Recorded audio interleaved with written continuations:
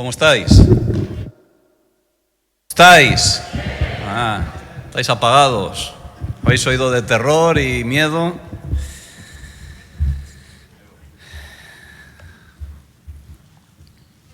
Ay, Nines, dame la guanda.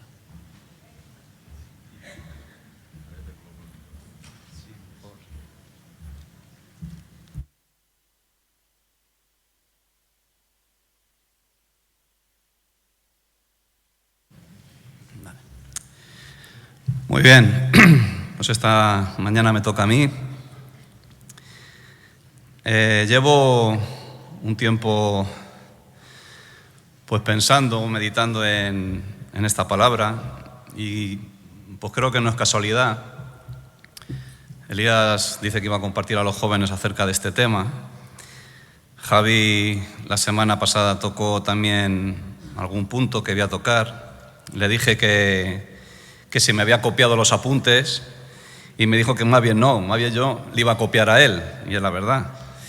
Pero bueno, cuando Dios pone versículos y Dios pone mensajes parecidos o que hablan de la misma cosa, creo que viene de Dios, ¿no? Yo no soy una persona que vea espíritus ni vea demonios. Quizás sea muy normalito en ese sentido, pero creo que muchas veces descuidamos el tema de lo que quiero compartir en esta mañana. Me tocó mucho el testimonio del pastor pakistaní, ¿os acordáis? Hace 2 semanas. Contó su historia, contó lo que estaba sucediendo en ese país, lo que había acontecido con su familia, la persecución, etcétera, etcétera. Y oyéndole me di cuenta y recordé, ¿no?, que estamos en una guerra espiritual. ¿Sí? Estamos en una guerra espiritual. La Biblia dice que en el momento en que conocimos a Cristo, pasamos del reino de las tinieblas al reino de la luz, ¿no? Y digo que recordé porque creo que la Iglesia y nosotros como cristianos tenemos poca conciencia de lo que es la guerra espiritual. ¿Sí? ¿Soy yo solo?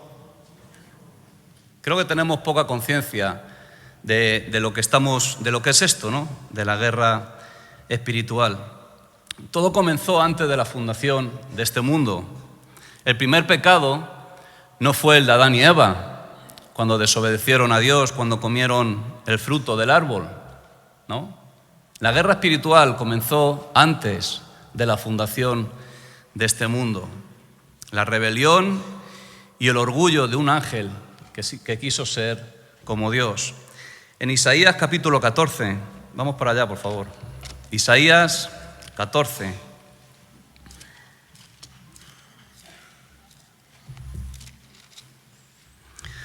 Versículo de 12 al 15.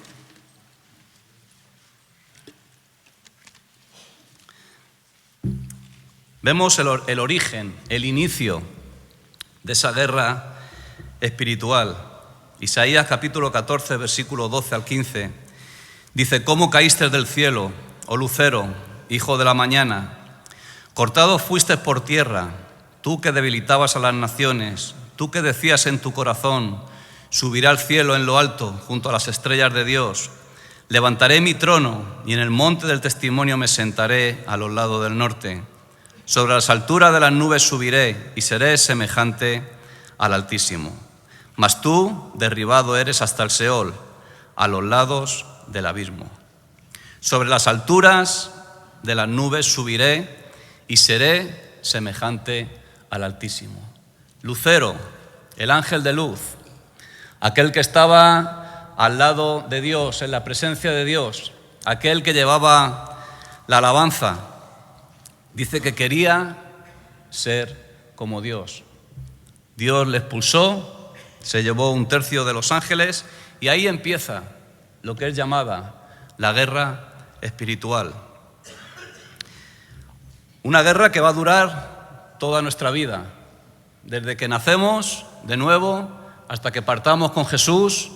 Eso siempre va a ocurrir en nuestras vidas. Va a haber una guerra entre Dios, Satanás, va a haber una guerra entre el bien y el mal. Amén. Y tenemos que ser conscientes de esto, ¿no?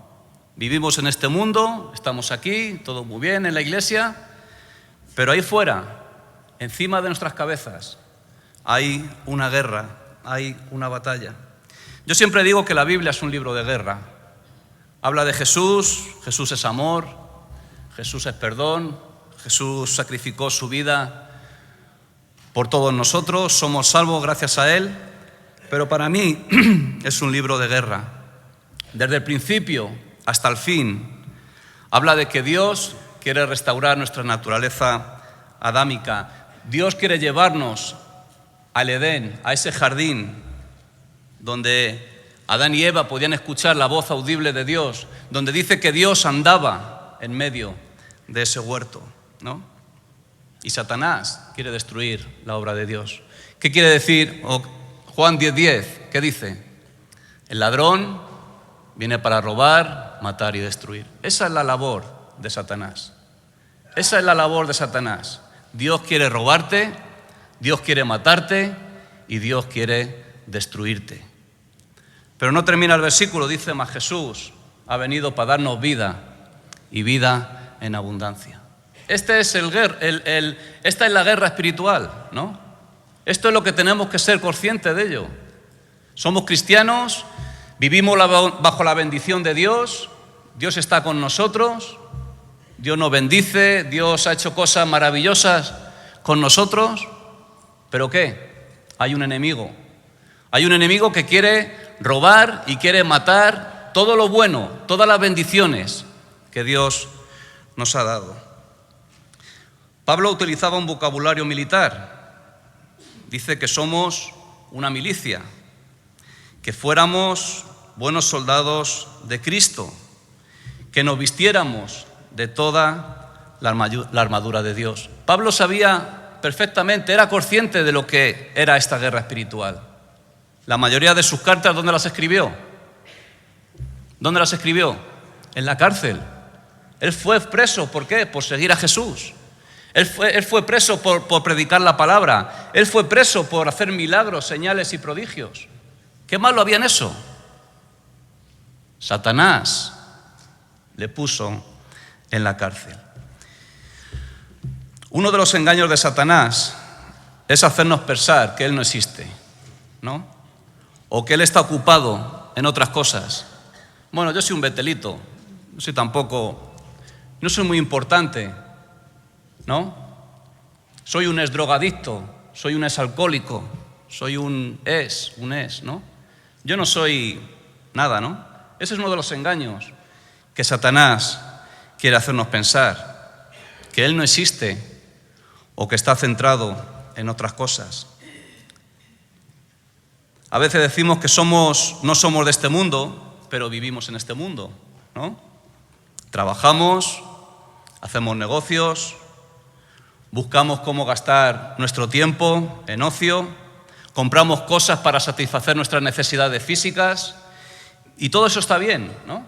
Todo eso está bien. Dios quiere que disfrutemos de lo que Él ha creado, ¿no? Pero ¿y lo espiritual? ¿Y lo espiritual? Como he dicho, estamos centrados en este mundo, vivimos en este mundo, pero no nos olvidamos a veces de lo espiritual. C.S. Lewis escribió un libro, Elías muchas veces comparte de él, Cartas del diablo a su sobrino. ¿Habéis oído alguna vez? Nos cuenta la historia de un diablo jubilado, un diablo mayor, tratando de enseñar y adoctrinar a su sobrino, un diablo novato. En una de esas cartas, este diablo novato habla con un estudiante y el jubilado le dice: no permitas que este joven se dé cuenta de que existes y que aquello que le insinúes procede de ti. Este diablo mayor le dice al novato: no permitas que este joven se dé cuenta de que existes y que aquello que le insinúes procede de ti. Ese es el mayor engaño que podemos caer la iglesia o podemos caer como cristianos, Satanás no existe. Satanás no quiere destruir nuestras vidas. Iglesia, tenemos que estar firmes. Tenemos que estar velando, como dice la Biblia, y orando contra estos ataques. Tenemos que buscar a Dios para que Él abra nuestros ojos, para que Él abra nuestros ojos y veamos un mundo espiritual. ¿Os acordáis el ciego de Betsaida? Aquel ciego que Jesús tuvo que tocarle 2 veces. Dice que le tocó una vez y dice, veo los hombres como árboles, ¿no? Su visión la tenía distorsionada, su visión no estaba enfocada correctamente. Cuando Jesús le tocó otra vez a ese ciego, dice que su vista fue restablecida y vio de lejos y claramente a todos. Tenemos que buscar a Dios para que nuestra vista, no lo que nuestros ojos físicos pueden ver, sino nuestros ojos espirituales tienen que ver. Esa vista tiene que ser restablecida. ¿Para qué? Para que veamos de lejos y claramente. Para que veamos claramente cuáles son los propósitos de uno, los propósitos de Dios y los propósitos de Satanás. No estamos solos en esta lucha, ¿no? ¿Quién sabe que la victoria ya está ganada? ¿Quién sabe? Como cristianos, la victoria ya está ganada. La victoria ya está ganada. Estamos peleando, estamos luchando, pero sabemos que la batalla final, la guerra final, va a estar a nuestro favor. Vamos a salir victoriosos de eso. Salmo 34, versículo 7, no vayáis. Dice, el ángel del Señor acampa alrededor de los que le temen y los defiende. El Señor, los ángeles del Señor acampan alrededor de los que temen. Tiene que haber un temor dentro de nosotros. Un temor de Dios, un temor reverente, un temor de no fallarle. No es un temor de miedo, no es un temor de terror, es un temor de no fallar a Dios. ¿Dios ha hecho tanto por nosotros? ¿Sí? Dios nos ha sacado de donde vivíamos, esclavizados. Dios nos ha dado una nueva vida, Dios nos ha dado esperanza, Dios nos ha dado dignidad, Dios nos ha dado salvación, por supuesto. Dios nos ha dado todo. ¿Qué tenemos que hacer? Temerle, buscar a Dios, ser fiel en lo poco. La Biblia nos habla de ángeles, seres que están a nuestro servicio, que operan a nuestro favor. Hay un ejército de ángeles alrededor de nosotros, ¿sí? Javi dijo la semana pasada en Segunda de Reyes, capítulo 6, no vayáis. Estaba Eliseo con su siervo y dice que los sirios sitiaron la ciudad. La Biblia dice que de un gran ejército, gente de a caballo y carros. Y el siervo de Eliseo le dijo a Eliseo, ¿qué vamos a hacer? Él empezó a ver con sus ojos físicos y aquello era para temer. Gente de a caballo, carros, soldados. ¿Qué le dijo Eliseo? No tengan miedo, porque más son los que están con nosotros que los que están con ellos. Y dice que Eliseo oró y le dijo, te ruego que abras sus ojos para que vea. Y miró el monte y dice que estaba lleno de gente de a caballo y carros de fuego. Tenemos que buscar a Dios, tenemos que pedir revelación de parte de Dios. ¿Revelación qué es? Revelación es una rema, revelación es algo que de pronto te viene. Es la palabra que va a lo más profundo de nuestro corazón. Dice en Hebreos que la palabra de Dios es viva y eficaz, ¿verdad? Y es una espada de 2 filos que penetra, que corta y discierne o separa el espíritu del alma y discierne las intenciones de nuestro corazón. Esa es la palabra que va a cambiar nuestras vidas. La revelación, el ver más allá, el ver que hay carros de fuego, el ver que hay ángeles alrededor de nosotros que están luchando a favor de nosotros y que operan a favor de nosotros. ¿Estáis conmigo? En 1967 ocurrieron dos cosas. Nací yo, 50 años,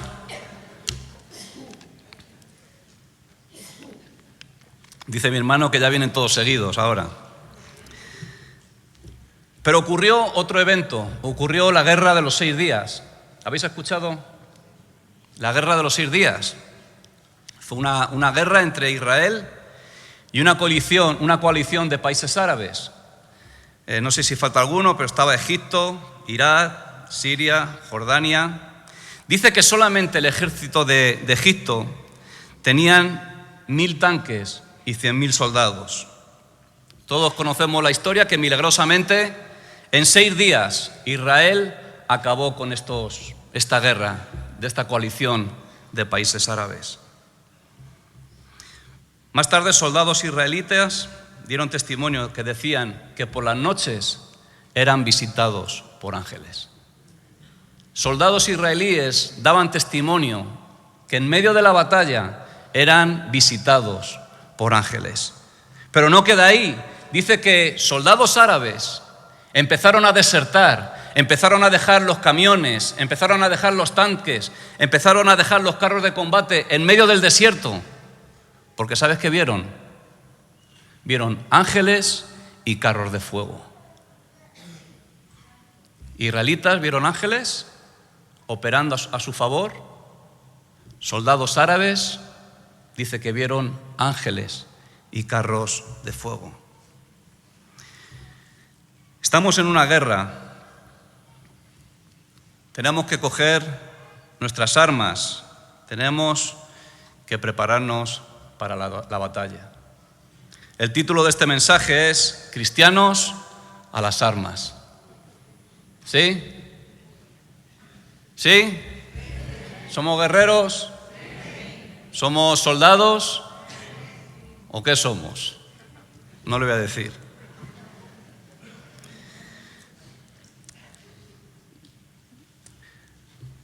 Tenemos que estar despiertos. ¿Cómo actúa Satanás? Estamos dando mucha publicidad y mucho protagonismo a Satanás. Bueno, le queda poco. Pero, ¿cómo actúa él? Él actúa de dos maneras. Él actúa de una manera directa, ¿no? A veces muy visible. Los engaños de Satanás son muy visibles. Algunas veces.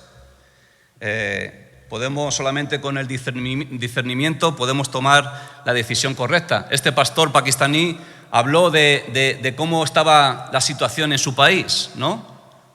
Cómo aldeas de gente cristiana estaban siendo arrasadas, cómo colegios cristianos que estaban siendo levantados estaban siendo destruidos. Esa es una de las maneras en que Satanás actúa, abiertamente, ¿no? De una forma directa. Pero hay otra que actúa indirectamente. La mayoría de las veces llega en forma de sutilezas, ¿no? Pablo decía, no ignoréis, ¿el qué? Sus maquinaciones. No ignoréis sus maquinaciones. ¿Qué le dijo la serpiente a Eva? ¿Con que Dios os ha dicho que no comáis de todo árbol del huerto? No moriréis, sino que sabe Dios que el día que lo hagáis, seréis como Él. Él se disfraza. Él es un experto. Asechanza significa metódico, ¿no? Esa palabra se utiliza a veces, Pablo, las asechanzas del día. Él tiene un método. Él tiene un método perfecto. Él sabe cuáles son tus debilidades. ¿Sí? Él sabe cuáles son tus virtudes, que a él tampoco le importa mucho, pero sabe tus debilidades. Y es ahí donde va a tratar de entrar, de penetrar, de robar, matarte y destruirte. No solo viene con tentación, viene con duda, desaliento, depresión. ¿Sabes cuál es la mayor enfermedad del siglo XXI? No es cáncer, no es sida, no es hepatitis, es la depresión. La depresión. Gente, pastores, abandonan el camino por desaliento. Gente abandona el camino por depresión. Gente abandona el camino por dudas. ¿Y de qué viene eso? ¿De qué viene eso? La obra de Satanás, la guerra espiritual que está encima de nosotros. Así como pensamos, obramos. Lo que tú tienes aquí, dentro, es como vas a obrar. Como decía Elías, si tenemos en la cabeza películas de terror, películas de sexo, películas de tantas y tantas cosas que el mundo trata de influenciar sobre nosotros, va a salir todo eso. Por eso tenemos que llenarnos de Dios, tenemos que buscar a Dios. En la iglesia, en Adulán, en estudios bíblicos, en reuniones de oración, en devocionales, tenemos que llenarnos de la palabra de Dios. Tenemos que renovar, como decía Pablo, nuestra mente, ¿no? Para que de nuestra boca salga bendición, nuestros actos sean como Cristo. En Josué capítulo 9, acompañadme por favor. Josué capítulo 9.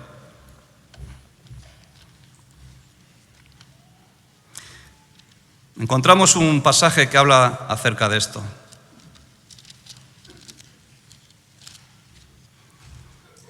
Josué capítulo 9, versículo 1 al 5.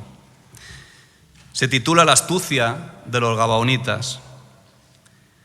Dice: cuando oyeron estas cosas, todos los reyes que estaban a este lado del Jordán, así en las montañas como en los grandes llanos, y en toda la costa del mar grande delante del Líbano, los seteos, amorreos, cananeos, fereceos, heveos y jebuseos, se concentraron para pelear contra Josué e Israel.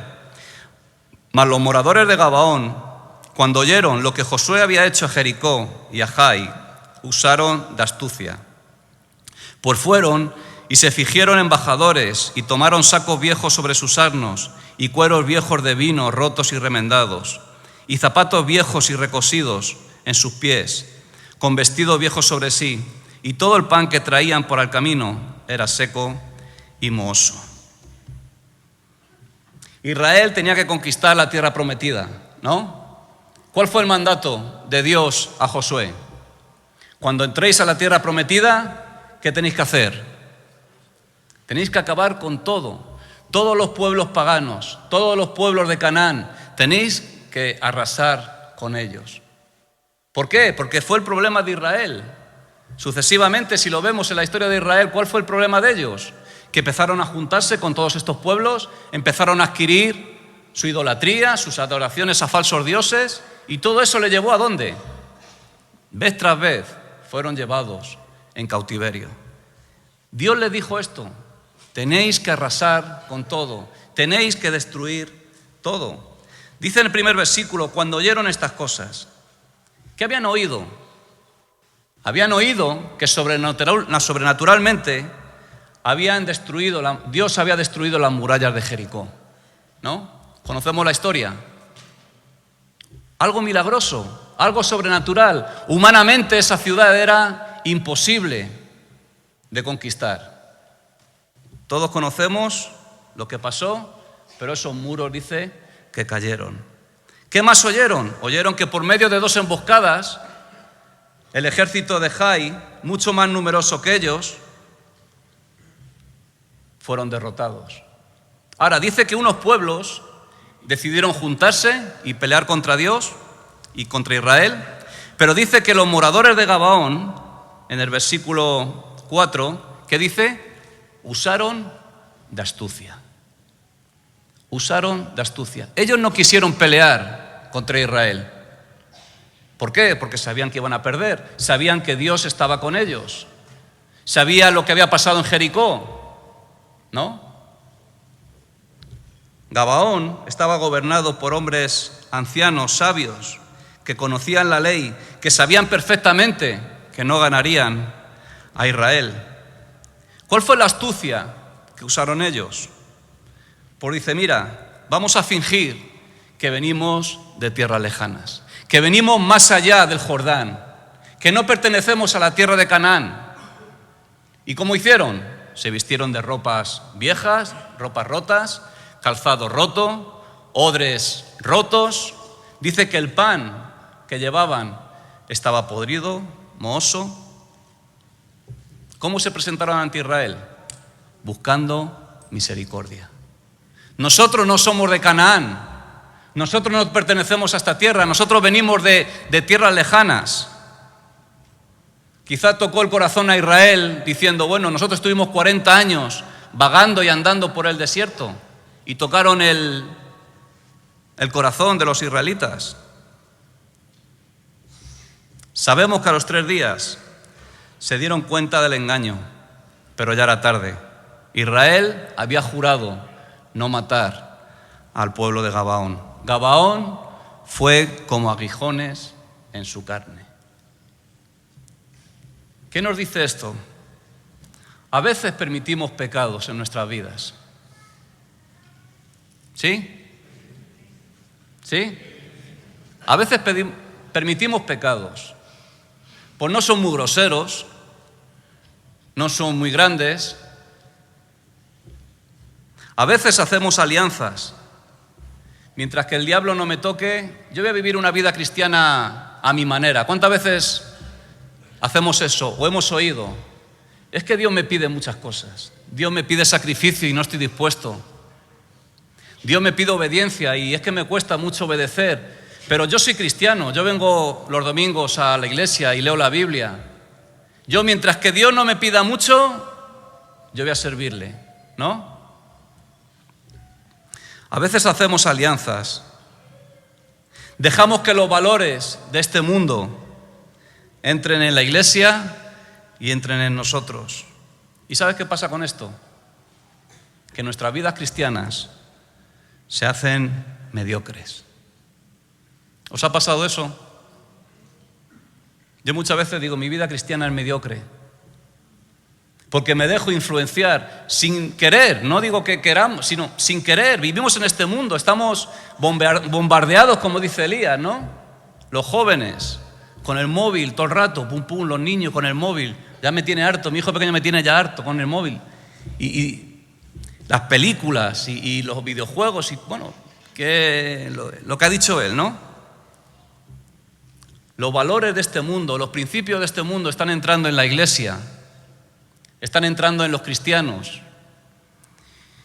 Y nos está pasando como a Gabaón, aguijones en nuestra carne. ¿Estáis conmigo? ¿Sabemos cómo actúa Satanás? Sabemos que Dios y sus ángeles están con nosotros. Dios está obrando en nosotros. El Dios Todopoderoso, el Dios que ha creado los cielos y la tierra, están contigo y están conmigo. ¿Y nosotros qué? ¿Qué hacemos? Como parte de su ejército tenemos una responsabilidad. Vamos a ir a Efesios capítulo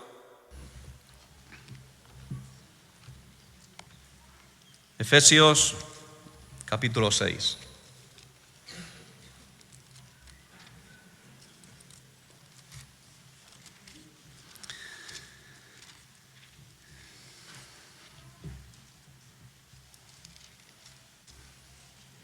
Del versículo 10 al 13.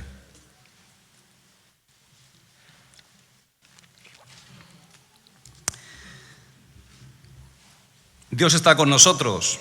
Muy bien. Los ángeles obran a nuestro favor. Pero mira lo que dice Pablo. Por lo demás, hermanos míos, fortaleceos en el Señor y en el poder de su fuerza. Vestíos de toda la armadura de Dios, para que podáis estar firme contra las asechanzas del diablo. Porque no tenemos lucha contra sangre y carne, sino contra principados, contra potestades, contra los gobernadores de las tinieblas de este siglo, contra huestes espirituales de maldad en las regiones celestes. Por tanto, tomad la armadura de Dios, para que podáis resistir en el día malo, y habiendo acabado todo, estar firmes. Versículo 10. hermanos míos, fortaleceos en el Señor y en el poder de su fuerza. Nuestra preparación depende de una fuente externa. ¿Qué dice? Fortaleceos ¿en quién? En el Señor y en el poder de su fuerza. Nada es más inútil y más peligroso que confiar en nuestras propias fuerzas. ¿Sí? ¿Es así?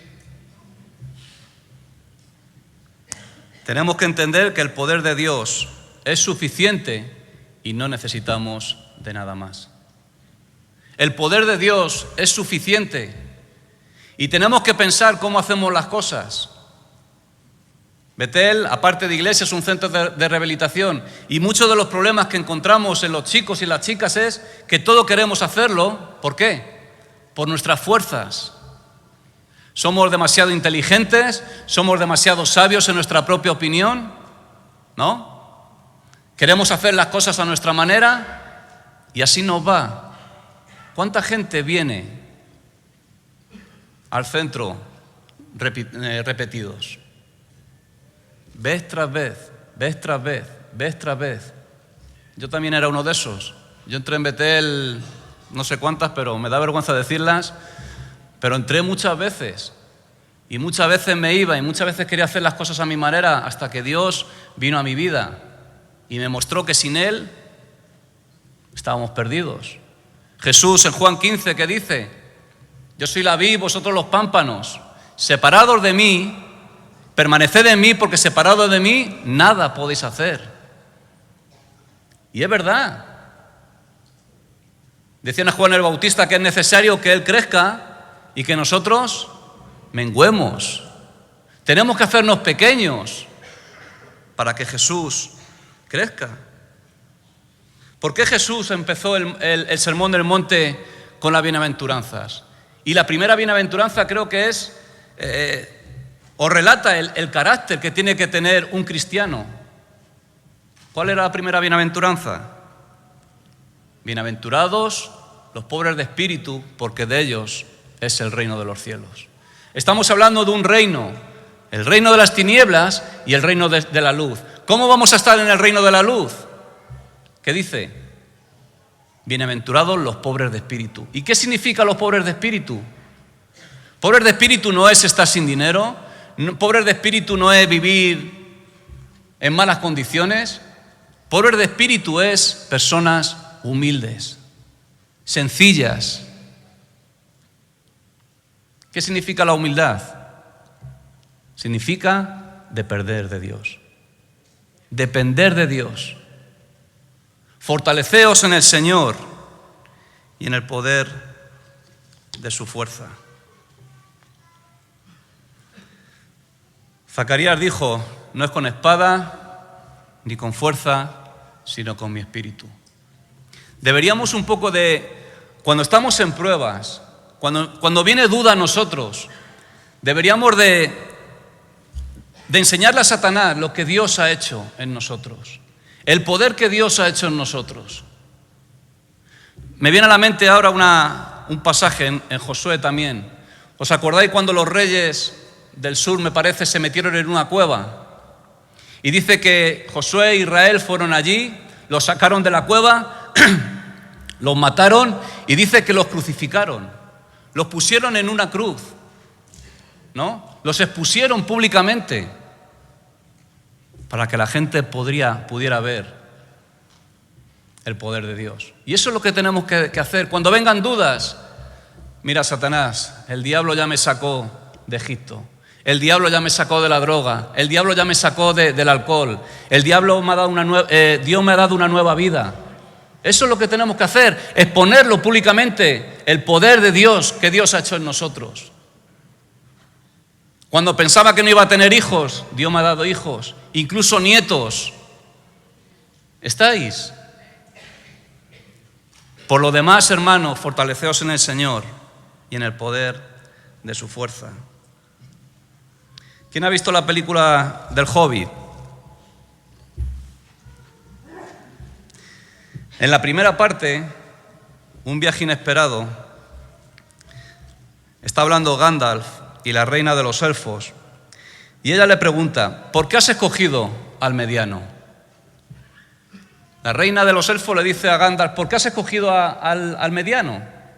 A este hobbit, pequeños, con los pies grandes, peludos, no saben, no son diestros en las armas, no son diestros en la guerra, viven ahí en una aldea perdida. ¿Por qué has escogido a este mediano? Y dice Gandalf: no lo sé. Saruman opina que un gran poder puede contener el mal. Pero eso no es lo que yo he aprendido. He aprendido que son los detalles cotidianos, los gestos de la gente corriente, los que mantienen el mal a raya. Los actos sencillos de amor. ¿Por qué el hobbit? Tal vez porque tengo miedo y él me infunde coraje.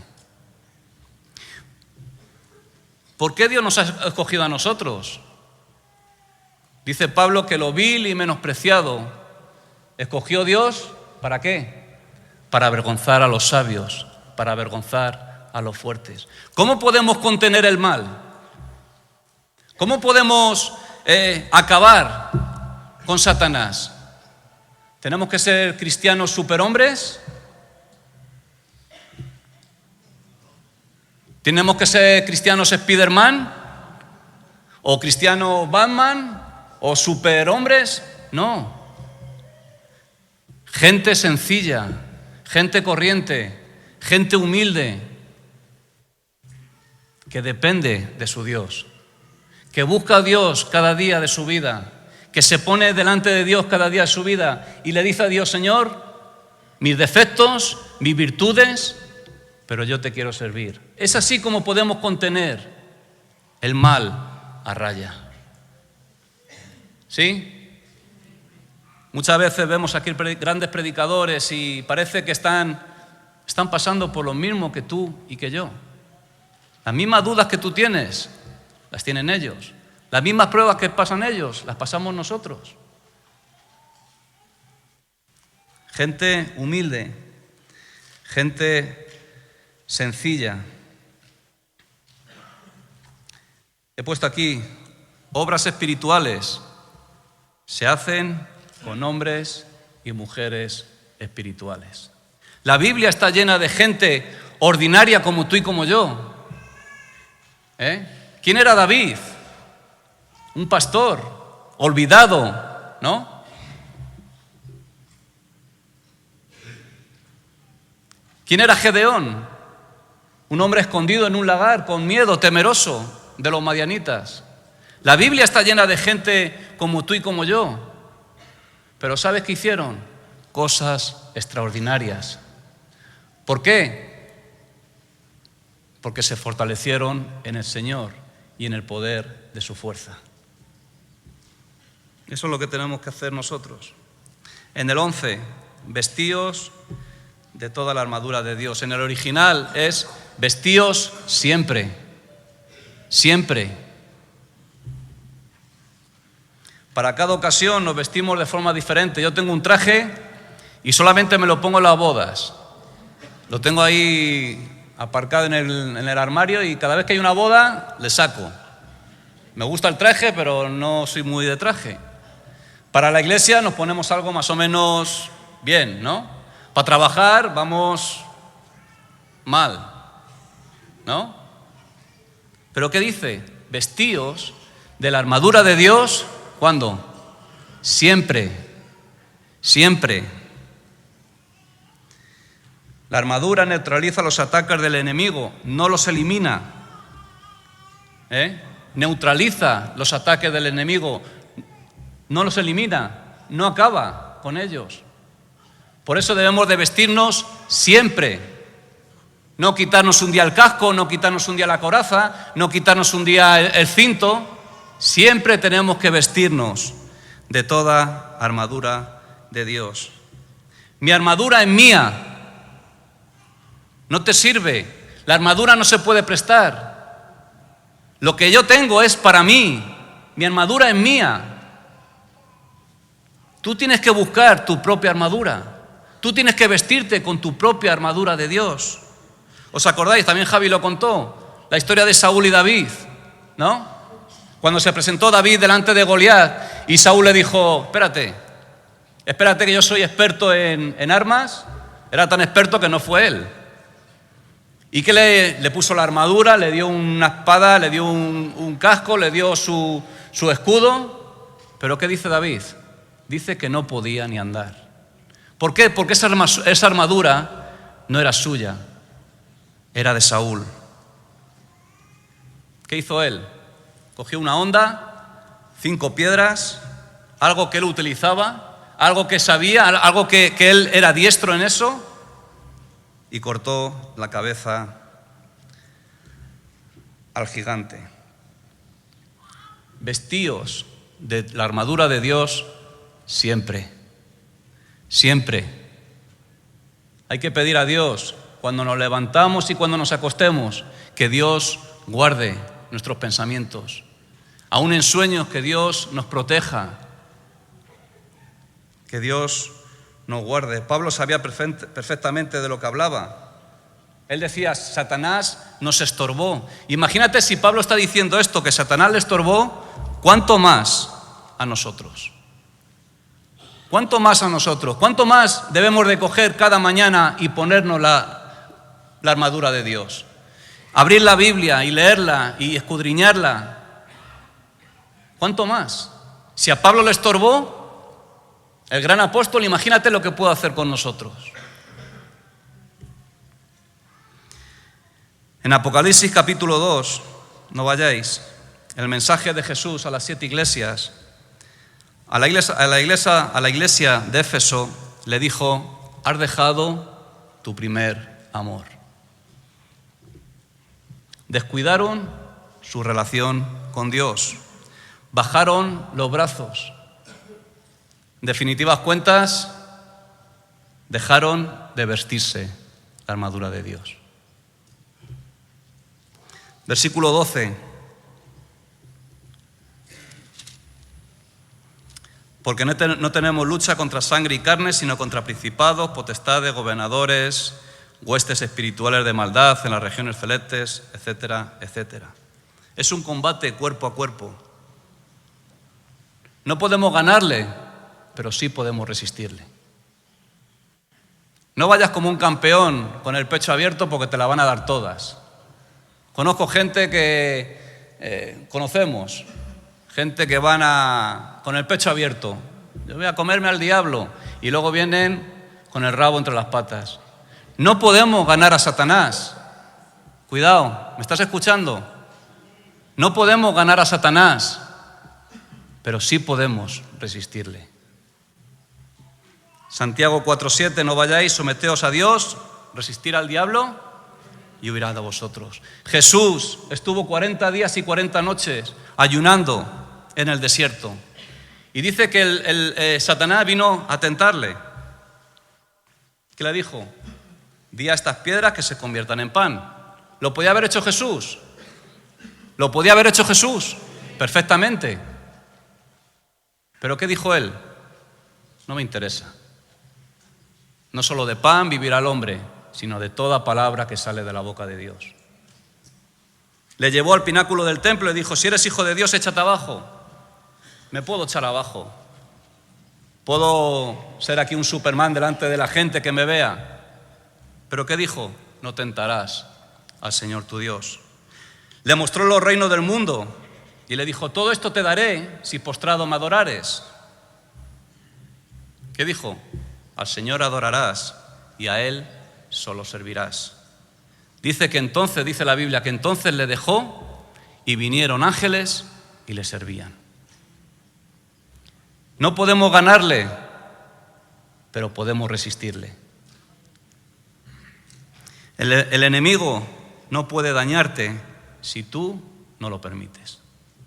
Si tú no lo permites, el enemigo no puede dañarte. El enemigo no puede tocarte. Dios nos da la armadura de Dios para defendernos en la lucha, no para protegernos de la retirada. ¿Estás? La armadura de Dios nos ha dado Dios a nosotros ¿para qué? Para la lucha, para la batalla, para estar firmes, para resistir. Pero no para protegernos en la retirada. Tú sabes que el único lugar donde nuestro cuerpo está cubierto o desprotegido es la espalda.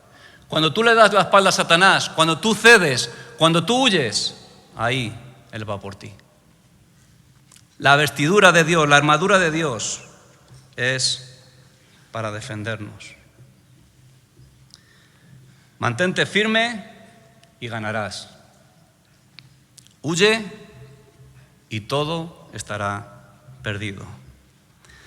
El versículo 13, y es la palabra que quiero dejarte en esta mañana, es la última frase, estar firmes. Por tanto, tomad la armadura de Dios para que podáis resistir en el día malo, y habiendo acabado todo, estad firmes. Que estemos firmes, que estemos firmes. Que muchas veces van a entrar dudas, desalientos, depresiones, tentaciones, pruebas, tantas y tantas cosas. No quiero desanimarte, pero creo que Dios hoy nos dice, estad firmes, porque Dios está con nosotros. Amén. Javi, puedes pasar.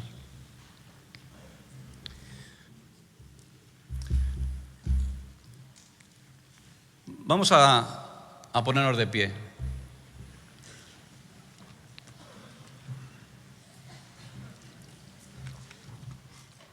No hemos terminado todavía. Quiero hacer un llamado y no vamos a orar por ti. Creo que está bien que salgamos aquí al altar, pongamos nuestras vidas delante de Él y tú sabes por dónde estás pasando. Yo sé por dónde estoy pasando yo, pero tú sabes por dónde estás pasando. Y quizás está habiendo duda en nosotros. Quizás estamos desalentados. Quizás estamos diciendo, Dios está conmigo, porque parece que no está.